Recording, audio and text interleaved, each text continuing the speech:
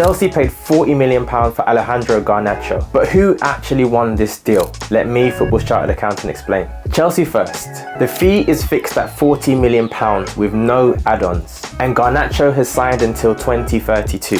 That's a 7-year contract. Chelsea can only spread the transfer fee over the first 5 years of the contract, meaning that they'll recognise £8 million per season for the next 5 years for this deal. Wages are currently undisclosed, and there are varying reports stating numbers between 75k and 100k. But if we go with the maximum for now, 100k would be about £5.2 million a year on Chelsea's book for his wages. So altogether, adding the wages and the transfer fee, especially for the first 5 years, Garnacho would cost Chelsea roughly £13.2 million per year for PSR purposes. Now for the United side, and this is where PSR flips the narrative. Under the rules, profit on a player sale equals the transfer fee received minus the player's book value. For academy and homegrown players, their book value is typically zero because the club have paid no money for them and they've come from the academy. In Garnacho's case, this is slightly different but not too dissimilar. United actually bought him from Atletico Madrid in 2020. They paid a figure of just under £500,000 in total. So Garnacho had a little bit of a book value,